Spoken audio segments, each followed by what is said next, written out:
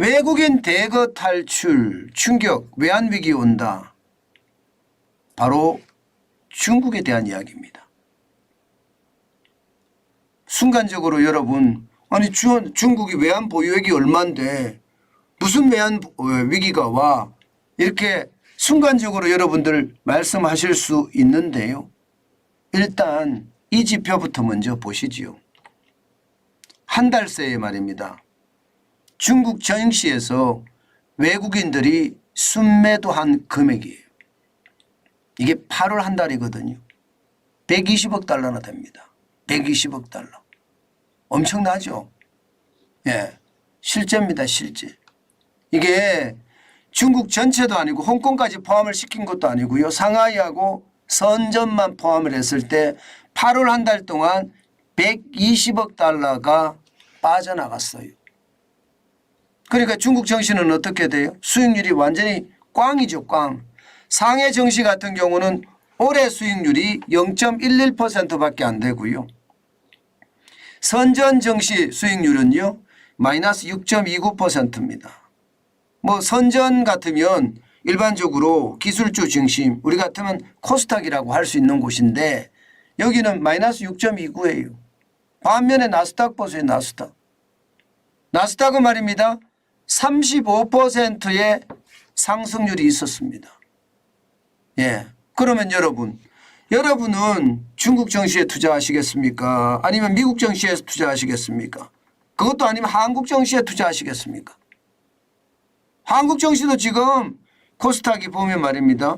적어도 연초 대비해서 한 20%가량 올랐거든요. 그런데 중국은 시체말로 죽을 쓰고 있는 겁니다. 그러니까 외국인들이 너도 나도 짐 싸서 나가기 시작하는 거, 짐 싸서. 예. 그런데 여러분, 이게 한 달에 이렇게 빠져나가면 이게 1년이면 어떻게 될까요? 1년이면 1200억 달러가 된다는 이야기잖아요. 무섭게 빠져나갈 수 있다는 뜻이 무섭게. 예. 그런데 여러분, 증시에만 빠져나갈까요? 아닙니다. 채권 시장도 지금 만만치 않습니다. 지금 보시는 것처럼 중국이 미국 국채 보유 금액이 9,808억 달러에서 말입니다. 6개월 만에 8,354억 달러로 14.8%나 줄었습니다. 엄청나게 빨리 줄죠. 1,454억 달러가 6개월 만에 나갔다는 거예요. 6개월 만에. 예. 어떻게 생각하면 지금 중국 시장에서는요, 이제 자본 탈출까지도 증시에서도 채권에서도 채권 시장에서도 다 같이 일어난다는 얘기예요.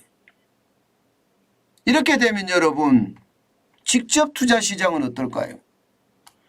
당연히 투자 안 합니다. 실제 미국의 행정명령 때문에 뭐 반도체나 양자 컴퓨터나 AI는 이미 투자를 못하게 돼 있고요. 나머지도 마찬가지입니다. 지금 중국이 그동안 세계의 공장이다 이야기해서 중국에 투자만 하면 돈 벌던 시대는 끝났다는 이야기예요.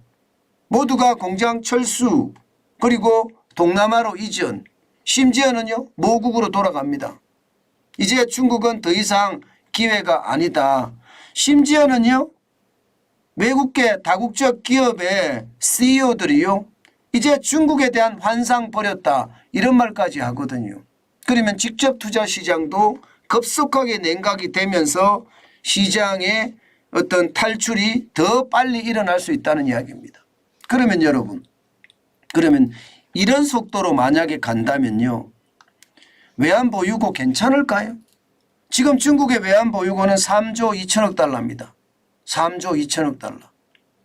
뭐 지금까지는 늘어나고 있습니다. 뭐 걱정 없다 이런 이야기를 해요. 그렇지만 여러분, 이게 걱정 없다가 아닙니다. 왜냐하면 말입니다. 규모가 있잖아요. 예, 중국은 큽니다. 대한민국하고 중국하고 따지면 한 달에 수출 규모나 뭐 비교가 되지 않을 만큼 큽니다. 그렇기 때문에 외환 보유고가 우리는 4,200억 달러 정도 가지고 있지만 중국은 3조 2천억 달러 가지고 있다고 해서 이게 안심이다. 이렇게 이야기하기는 쉽지 않다는 이야기죠. 한번 빠져나가기 시작하면 인정사정 없거든요. 여러분 한번 보세요. 2014년 6월에 중국의 외환보유고 3조 9,932억 달러까지 간 적이 있습니다. 4조 달러죠. 그런데 말입니다.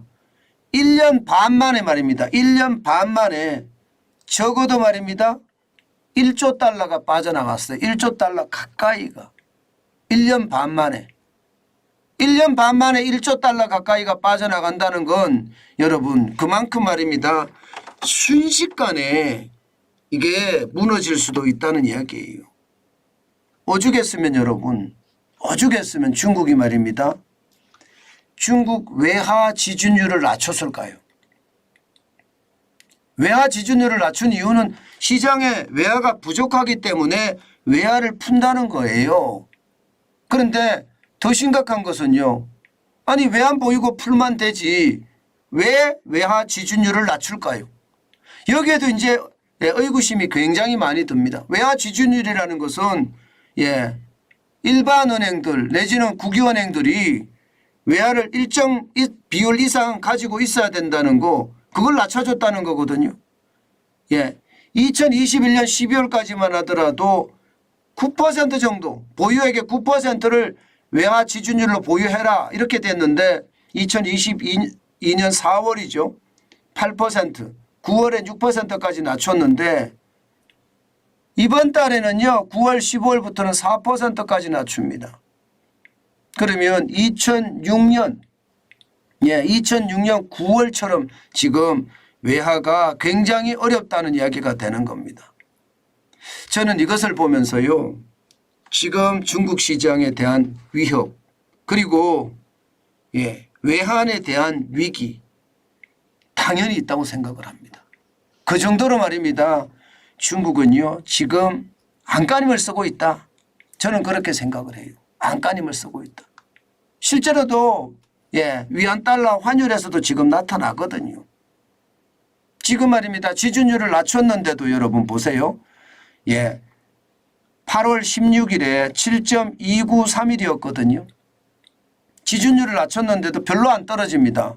7.2582위안입니다.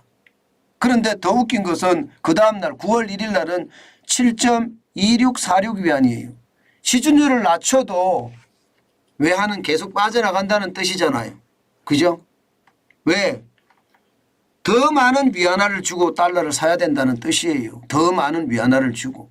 아니 지준율을 낮춰서 달러를 시장에 많이 공급했는데도 시장에서는요. 더 많은 위안화를 내놔 이렇게 지금 이야기하고 있다는 겁니다. 그런데 이게 가속화되잖아요. 저는 1997년에 이게 포치가 아니라 포파가 될 수도 있다고 해서 포파가. 다시 말해서 1달러당 8위안까지도 갈 수 있다는 그런 생각을 합니다. 물론 8위안까지 전문가들은 이야기 안 합니다. 지금 시장에서는요. 뭐 7.6위안까지는 올라가지 않겠느냐 이렇게 전망하는 전문가들도 있습니다. 분명한 것은 쉽지 않다는 겁니다. 중국의 내수가 살아나지 않으면 지금 외환에 대한 위기는 더 커질 수 있다. 이런 얘기가 되는 겁니다. 제가 너무 성급하게 너무 앞서간다. 여러분들이 그렇게 말하실 수도 있습니다. 또 공포 분위기 조장 안에 이렇게 말할 수도 있습니다. 그렇지만 1년의 지표들을 보면 말입니다. 시장에는요. 크나큰 위기가 잉태하고 있다. 이 위기가 만약에 말입니다. 2016년처럼 순식간에 빠져나갈 수도 있다. 그 말씀 제가 여러분께 꼭 드리는 거예요. 실제로 중화개미라고 하나요? 중화개미는요. 지금 중국에서 많이 팔고 있습니다. 안 사더래요. 지금 중국이 어떻게 될지도 모르고 바닥의 깊이가 어디일지 모르니까 중국 기업에 투자하는 사람들 지금 굉장히 망설이고요. 오히려 순매도가 늘어나고 있다는 사실도 우리가 반드시 기억해야 될 또 하나의 지수다. 그렇게 말씀드리겠습니다. 여러분, 중국의 위기는 솔직히 너무 감춰져 있어서요. 어디까지 갈지 아무도 모릅니다. 분명한 것은요. 몇 가지 지표로 볼 수 있는데요. 그 몇 가지 지표가 어떻게 생각하면 충격적이에요. 예, 충격적이에요. 예를 들어서 말입니다. 여러분, 이 지표 한번 보세요. 예, 이 지표 한번 보세요. 여러분들 어떻게 느끼세요? 중국의 주택담보대출을 해주는데 말입니다. 1주택을 구입할 때 대출 한도가 80%.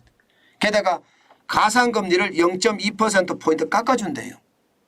2주택을 구입할 때는 70% 대출을 해준대요. 예, 이게 뭐 가상금리는 0.6%포인트를 올렸다가 지금은 좀 더 낮춰준다는 0.2%포인트만 올린다는 이야기예요. 여러분, 이것을 보시면 지금 중국이 얼마나 다급했는지를 아마 여러분들은 느끼실 수 있을 것 같아요.